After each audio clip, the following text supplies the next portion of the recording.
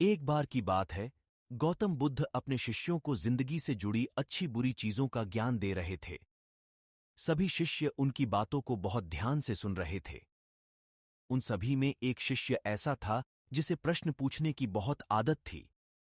वो उठकर गौतम बुद्ध के पास गया और उनसे बोला, आप हमें जिंदगी के बारे में जो कुछ सिखा रहे हैं, उस सब का क्या फायदा, क्योंकि हम में से बहुत से बच्चों को ये भी नहीं पता कि हमारे जीवन का मूल्य क्या है और ये जीवन हमारे लिए कितना कीमती है।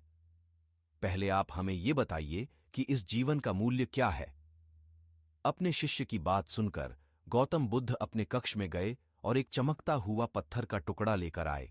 वो टुकड़ा उन्होंने अपने शिष्य को दिया और बोले, मैं तुम्हें इस जीवन का मूल्य तब बताऊंगा जब तुम इस पत्थर का सही मूल्य पता लगाकर आओगे।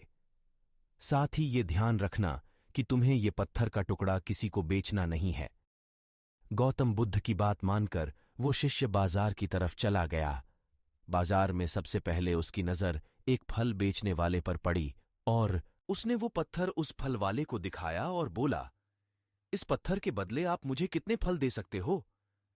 फल वाला बोला, ये पत्थर कुछ खास तो नहीं है, लेकिन फिर भी इसके बदले में तुम्हें 10 केले दे सकता हूं।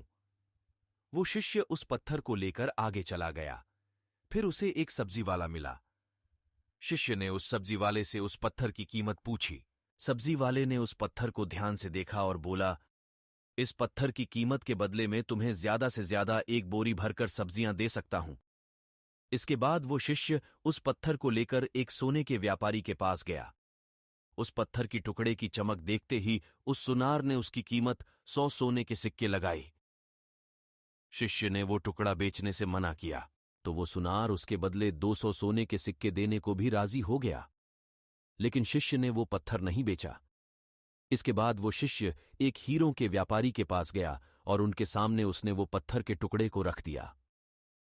उस पत्थर को देखते ही हीरों के व्यापारी ने एक साफ कपड़ा बिछाया, उस पत्थर को उसके ऊपर रखा, फिर उसकी परिक्रमा की और हाथ जोड़कर उस पत्थर को कपड़े में लपेटते हुए वो बोला, तुम जिसे मामूली पत्थर समझकर उसकी कीमत पूछ रहे हो, असल में ये एक बेशकीमती रूबी है।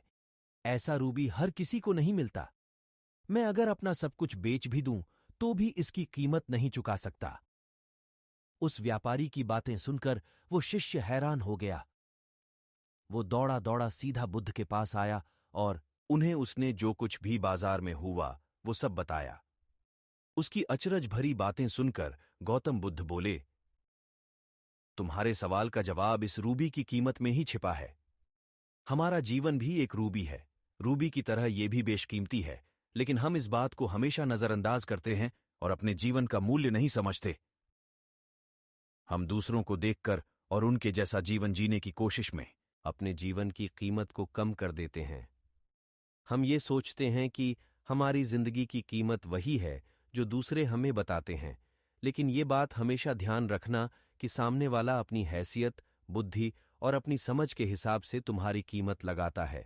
अगर आपको वीडियो पसंद आया हो तो कृपया इसे लाइक करें, हमारे चैनल को सब्सक्राइब करना न भूलें और इसे अपने दोस्तों के साथ शेयर भी करें। धन्यवाद।